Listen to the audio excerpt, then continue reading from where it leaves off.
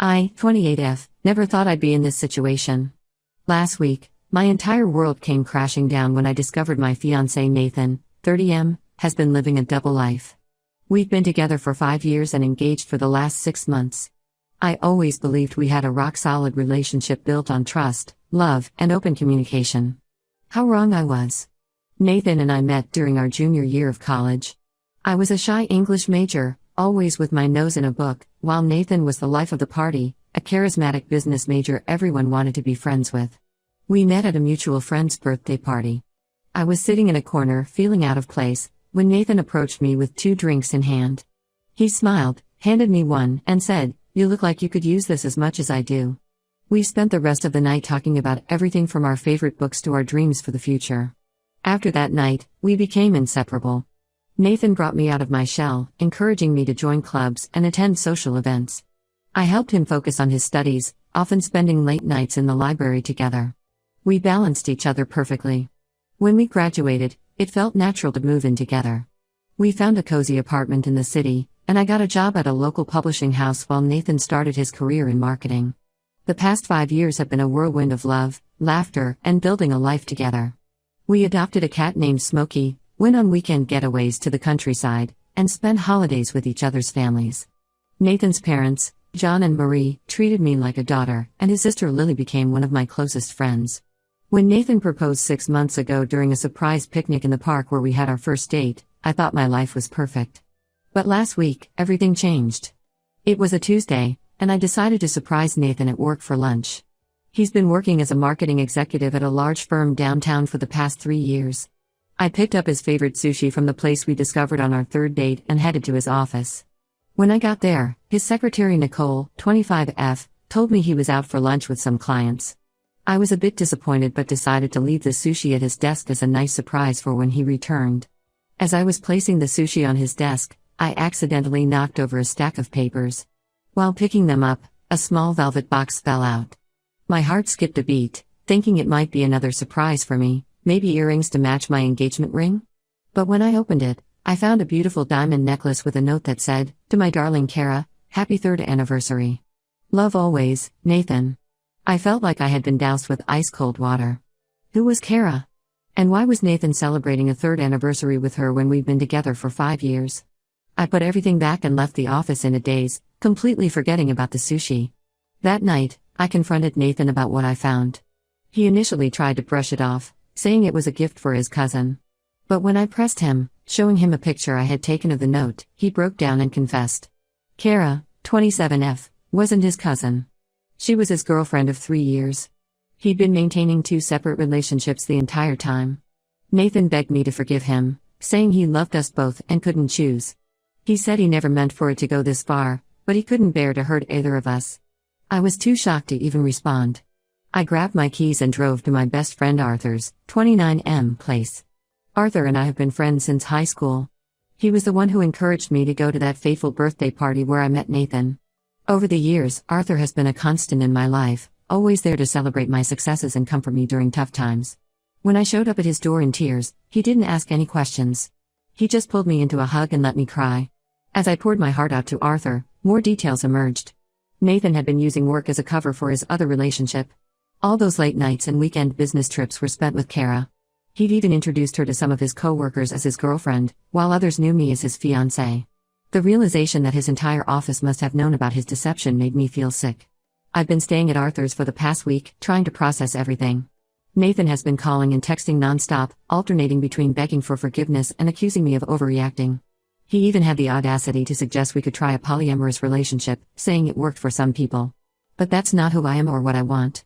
I'm hurt, angry, and confused. I've invested 5 years of my life in this relationship. We were planning our wedding, talking about starting a family. I had already picked out my dress, a beautiful vintage-inspired gown that reminded me of the one my grandmother wore. We had booked a venue, a charming old barn that we were going to decorate with fairy lights and wildflowers. And all this time, he was building a life with someone else too. I don't know what to do next. Part of me wants to confront Kara and tell her everything, but another part just wants to disappear and start over somewhere new. I've already called off the engagement, but I'm struggling with what to do about our shared apartment and all the wedding plans we've already made. We put down non-refundable deposits on several things. The practical part of me is worried about the financial implications, while the emotional part can't bear the thought of dealing with any of it. My friends are divided. Some think I should give Nathan another chance, saying he made a mistake and clearly cares for me. They point out how good we were together, how he was always there for me, like when my dad was in the hospital last year and Nathan took time off work to be with me. Others are urging me to cut all ties and move on, saying that trust, once broken, can never be fully repaired. Arthur has been my rock through all this, offering a shoulder to cry on and a couch to crash on. He's been making sure I eat, even when I don't feel like it, and has been fielding calls from concerned friends and family so I don't have to deal with it. I keep replaying our relationship in my head, wondering if there were signs I missed. Did I ignore red flags? Was I too trusting? I remember how, about 2 years ago, Nathan started becoming more protective of his phone. At the time, I thought it was cute that he was planning surprises for me. Now I realize he was probably hiding messages from Kara. There was also the time last Christmas when Nathan said he couldn't make it to my family's traditional holiday dinner because of work. I was disappointed but understood. Now I wonder if he was spending that time with Kara and her family. I'm also dealing with the embarrassment of having to tell our families and friends about the cancelled engagement. We were supposed to have an engagement party next month. My mom had already started planning it, excited to welcome Nathan officially into the family. Now, instead of celebrating, I'm trying to figure out how to untangle our lives. What makes this even harder is that I still love Nathan. Despite everything, a part of me misses him. I miss our Sunday morning pancake breakfasts, our silly dance parties in the kitchen while doing dishes, the way he could make me laugh even on my worst days. But then I remember the betrayal, the lies, and I feel angry all over again. I know I need to make a decision soon. I can't keep living in limbo like this. But every time I think about the future we planned together, it feels like my heart is breaking all over again. We had talked about buying a house next year, in a quiet neighborhood with good schools. We had even started discussing baby names, half jokingly but with an undercurrent of excitement for the future. Now, all those dreams feel tainted. I don't know if I'll ever be able to trust again. The thought of starting over, of putting myself out there and risking this kind of pain again, is terrifying.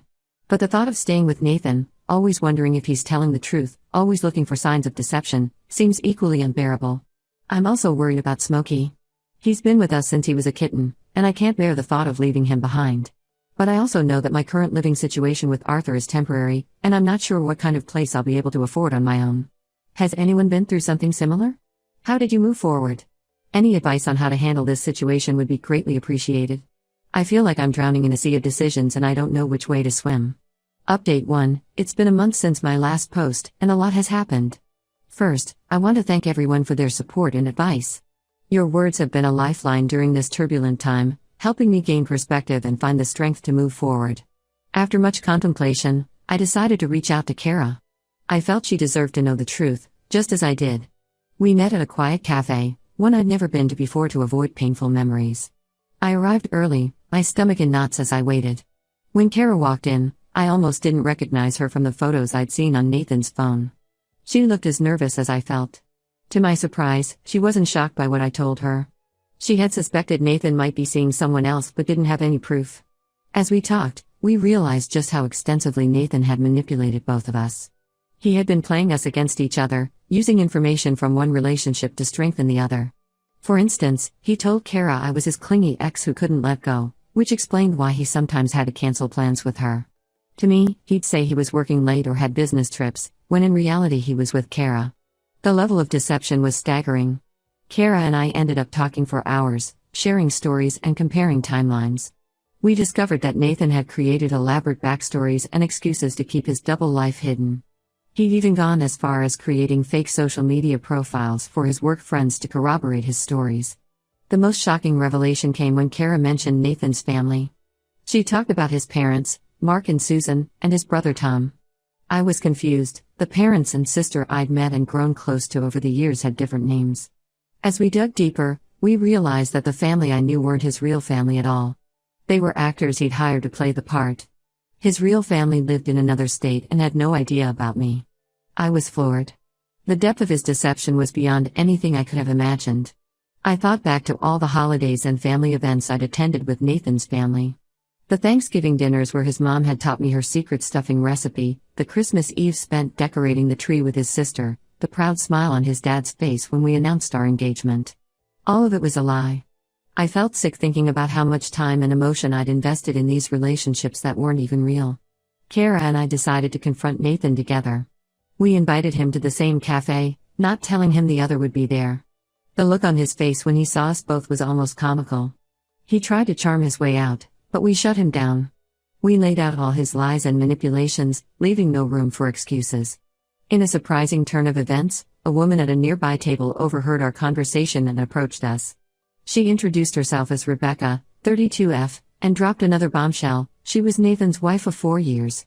They had been having problems, and she suspected he was cheating, so she followed him to the cafe. The coincidence was almost too much to believe. The four of us spent the next few hours unraveling the complex web of lies Nathan had spun. Rebecca had their young son at home, a 3-year-old boy Nathan had never mentioned to either Kara or me. Kara revealed she was pregnant, though she hadn't told Nathan yet. And I was the unsuspecting fiancé, planning a wedding that was never going to happen. Nathan had crafted completely separate lives with each of us, using his charm and our trust to maintain his deceptions. After Rebecca left to process everything and check on her son, Kara and I decided to take action. We went to Nathan's workplace and informed his boss about his deceptions, as he had been using company time and resources to maintain his multiple relationships. We learned that he had been embezzling money from the company to fund his elaborate double life. He was fired on the spot and escorted from the building. As for me, I've moved out of our shared apartment and am staying with Arthur while I look for a new place. Arthur has been incredibly supportive, helping me pack and even confronting Nathan when he tried to come around. He's been a true friend, always there with a listening ear or a much-needed distraction when things get too overwhelming. I'm still processing everything, but I feel stronger every day. I've started individual counseling to work through my trust issues and heal from this betrayal. My therapist has been helping me understand that Nathan's actions are a reflection of his character, not my worth. It's a slow process, but I'm learning to trust myself again. I'm also focusing on my career and have taken on a big project at work to keep myself busy. My boss has been understanding about the situation and has given me the flexibility I need to deal with the legal and emotional fallout of Nathan's deceptions. Kara, Rebecca, and I have formed an unexpected support system for each other. We meet regularly to talk and help each other heal. It's been therapeutic to have people who truly understand what I'm going through. We're even considering starting a support group for others who have experienced similar betrayals. I've also had to deal with the fallout with Nathan's fake family. I reached out to them, and to my surprise, they were horrified by what Nathan had done. The woman who played his mother broke down in tears, saying she had grown to care for me like a real daughter. While it's painful to know these relationships were built on lies, their genuine remorse has been somewhat comforting. As for Smokey, I couldn't bear to leave him behind. He's now living with me at Arthur's place, bringing some much-needed comfort and normalcy to my life. Arthur, who's always been more of a dog person, has surprised me by bonding with Smokey. It's heartwarming to see them curled up together on the couch. The road ahead is still uncertain, but I'm taking it one day at a time. I'm learning to trust my instincts and value myself more.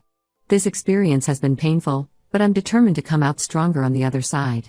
I'm rediscovering old hobbies and interests that I had put aside during my relationship with Nathan. I've started writing again, something I loved in college but had forgotten about in recent years. I know the healing process won't be quick or easy, but for the first time since this all began, I feel hopeful about the future. Thank you all again for your support and advice. It truly has made a difference. Update 2. It's been 3 months since my last update, and life has taken some unexpected turns. I'm writing this from a small cafe in Barcelona, where I've been for the past month.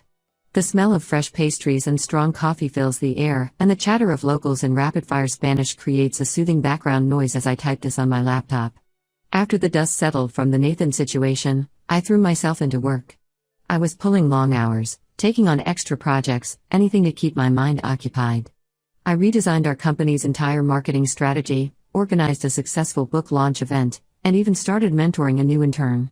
My boss was thrilled with my productivity, but Arthur noticed I was running myself ragged. About a month ago, as I was working late at the office for the 5th night in a row, Arthur showed up with takeout from our favorite Thai place. As we sat eating pad Thai at my desk, he gently suggested I take a sabbatical. At first, I dismissed the idea. How could I just up and leave? But the more I thought about it, the more appealing it became. I had some savings, and to my surprise, my company has a generous leave policy. They even encouraged it, saying I'd come back with fresh perspectives. So, in a moment of spontaneity I haven't felt since the Nathan ordeal, I booked a one-way ticket to Spain. This trip has been transformative. I've been exploring the winding streets of Barcelona, practicing my rusty Spanish, and doing a lot of self-reflection. I visited the stunning Sagrada Familia, spent hours getting lost in the works at the Picasso Museum, and enjoyed countless sunsets on the beach. I've also started writing a book about my experiences. It's something I've always wanted to do but never had the courage to start. The words have been flowing out of me, a cathartic release of everything I've been through. Who knows, maybe one day I'll actually publish it. As for Nathan, he's become a distant memory. The last I heard, he's facing legal troubles. Rebecca filed for divorce and is seeking full custody of their son. The company Nathan worked for is pressing charges for embezzlement. Kara decided to keep her baby and is doing well with the support of her family. We still check in with each other occasionally, united by our shared experience. Arthur and I have been in constant contact throughout my trip. He's been my sounding board, my virtual tour guide, and my link to home. We video chat almost every day, and he's always eager to hear about my latest adventures. He even helped me research some of the historical sites I visited, sending me interesting facts and stories about each place. About 2 weeks ago, during one of our video calls, Arthur confessed that he's had feelings for me for years. I was sitting on the balcony of my rented apartment, the lights of Barcelona twinkling behind me, when he told me. I was surprised at first, but as I thought about it, I realized those feelings might be mutual. Arthur has been my rock through this whole ordeal, and I can't imagine my life without him. But I'm also scared. After what happened with Nathan, the idea of starting a new relationship is terrifying. We've agreed to take things slow and see where this goes when I return. It's both exciting and scary to think about starting a new relationship, but I trust Arthur completely. I've also reconnected with old friends and made new ones here in Barcelona. There's a group of expats I meet up with regularly, and their stories and perspectives have broadened my horizons. I've met people from all over the world, each with their own unique experiences and outlooks on life. It's been refreshing to step out of my comfort zone and connect with people from such diverse backgrounds. This journey has taught me so much about myself. I've learned that I'm stronger than I ever gave myself credit for. I've discovered new passions, like photography. I've been documenting my travels and even started an Instagram account to share my pictures. I've rediscovered old loves too, like my passion for literature. I've been devouring books in the local cafes, everything from Spanish classics to contemporary bestsellers. Most importantly, I've learned that it's okay to put myself first sometimes. I've spent so much of my life trying to please others, to be the perfect girlfriend, the ideal employee. Now, I'm learning to listen to my own wants and needs. I'm setting boundaries and prioritizing my own happiness. I'm not sure what the future holds, but for the first time in a long time, I'm excited to find out. I'm planning to stay in Barcelona for another month before heading back home. Who knows what adventures await? Maybe I'll extend my trip and explore more of Europe. Maybe I'll go back home and start a new chapter with Arthur. Or maybe I'll do something completely unexpected. Whatever happens, I know I'll face it with a newfound strength and sense of self. This experience, as painful as it was, has shown me what I'm capable of. I'm no longer the girl who let herself be deceived for years. I'm stronger, wiser, and ready for whatever life throws my way next. Update 3. It's been a year since my original post, and what a year it's been. I'm happy to report that life has taken a decidedly positive turn. I returned from my European adventure with a fresh perspective and a completed manuscript. My time in Barcelona stretched into a 3-month journey across Europe. I visited the romantic canals of Venice, the historic streets of Prague, and the lush countryside of Ireland. Each place left its mark on me, shaping my story and my outlook on life. To my surprise and delight, a small publishing house showed interest in my book. After some back and forth and a lot of editing, Double Lives, a story of love, betrayal, and self-discovery hit the shelves last month. The response has been overwhelming. I've received messages from readers all over the world who have been touched by my story. Some have shared their own experiences with betrayal, while others have told me how my journey inspired them to make changes in their own lives. I've even been invited to do a small book tour. Next month, I'll be traveling to 5 cities across the country, doing readings and signings. It's scary and exciting all at once. The thought of standing in front of a room full of people, sharing my most vulnerable moments, is nerve-wracking. But it's also incredibly empowering. I'm no longer hiding from my past, I'm using it to connect with others and hopefully make a difference. On the personal front, Arthur and I decided to give our relationship a shot when I returned from Europe. We took things slow at first, both of us a bit nervous about potentially ruining our friendship. But as it turns out, our years of friendship laid a solid foundation for something more. We've been officially dating for 6 months now, and I've never felt more secure or loved in a relationship. Arthur has been incredibly supportive of my writing career. He was the first person to read my manuscript, offering encouragement and constructive feedback. He's been by my side through every step of the publishing process, from the nerve-wracking wait to hear back from publishers to the exhilaration of holding my first printed copy. Work-wise, I returned from my sabbatical with renewed energy and focus. I pitched a new project that got greenlit, and I'm now leading a team in its implementation. It's a literacy program that partners with local schools to encourage reading among underprivileged children. It's challenging but incredibly rewarding. Seeing the excitement on a child's face when they finish their first book is indescribable. I've kept in touch with Kara and Rebecca. Kara's baby girl is now 6 months old and absolutely adorable. She's found a wonderful partner who loves both her and the baby. They're taking things slow, but Kara says she's never been happier. Rebecca finalized her divorce and got full custody of her son. She started a support group for people who've been in similar situations, which has been healing for her. She's even talking about writing her own book about her experiences. As for Nathan, he tried to contact me a few months ago. He said he'd been in therapy and wanted to apologize. I appreciated the gesture but told him I'd moved on and wished him well. From what I've heard, he's still struggling to get his life back on track. He's facing legal consequences for his actions, but I hope he's getting the help he needs. This whole experience has taught me valuable lessons about trust, self-worth, and resilience. I've learned to trust my instincts, to value myself, and to surround myself with people who truly care about me. I've also learned the importance of forgiveness, not for the other person, but for myself. Letting go of the anger and hurt has been freeing. Looking back, I can hardly believe how much has changed in a year. From the depths of betrayal and heartbreak, I found new love, a new career path, and a strength I never knew I had. Life is unpredictable, but I'm excited to see what the future holds.